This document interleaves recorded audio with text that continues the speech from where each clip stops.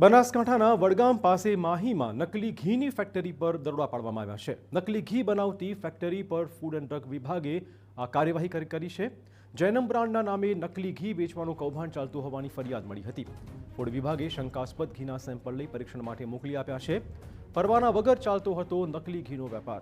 1513 kilogram ઘી જપ્ત કરાયું છે। 3.67 લાખનો મુદ્દામાલ કરાયો છે સીઝ। તો વડગામ પાસે આવેલું ગામ કે જ્યાં પરમિશન વગર ઘી બનાવાતું હતું। આ શંકાસ્પદ ઘીના નમૂના મેળવીને લેબ તપાસ માટે મોકલી અપાયા છે। વડગામના માહી પાસે નકલી ઘીની ફેક્ટરી પર ફૂડ એન્ડ ડ્રગ વિભાગની કામગીરી। જૈનમ બ્રાન્ડના નામે નકલી ઘી વેચવાનું કૌભાંડ ચાલતું હોવાની ફરિયાદ મળી હતી। ત્યારબાદ અહીંયા તપાસ શરૂ કરાઈ અને શંકાસ્પદ જે ઘી લાગ્યું છે તેનો જથ્થો કબજે કરાયો છે।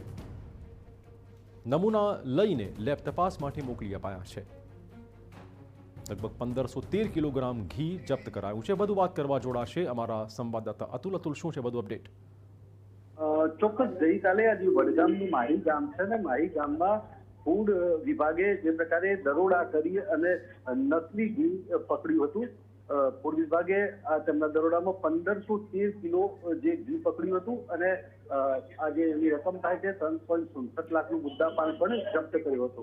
જોકે જૈનમ બ્રાન્ડના નામે આ ઘીનો વેપાર ચાલી રહ્યો હતો અને ફૂડ વિભાગે બાતમીના આધારે આ દરોડા કર્યા હતા ને ત્યારબાદ આ આખી જે ઘી બનાવતી હતી એ ફેક્ટરી પકડાઈ હતી। અંતરિયાળ વિસ્તારમાં આ ફેક્ટરી બનાવાઈ હતી અને તેમાં આ શંકાસ્પદ ઘી એટલે ડુપ્લિકેટ ઘી બનાવવાતું હતું। અગાઉ થોડા સમય અગાઉ પણ ચંડીસરમાં મોટા પ્રમાણે ઘીનો જથ્થો ઝડપાયો હતો ને ત્યારબાદ ફૂડ વિભાગે વધુ એક કાર્યવાહી કરી અને અત્યારે તો નકલી ઘીનો મુદ્દામાલ જપ્ત કરી અને તેના સેમ્પલ પર પરીક્ષણાર્થે મોકલ્યા છે। ધન્યવાદ અતુલ, તમામ જાણકારી બદલ। તો હાલમાં પરીક્ષણ માટે ઘીના નમૂના મોકલી અપાયા છે। રિપોર્ટ આવ્યા પછી ખુલાસો થશે।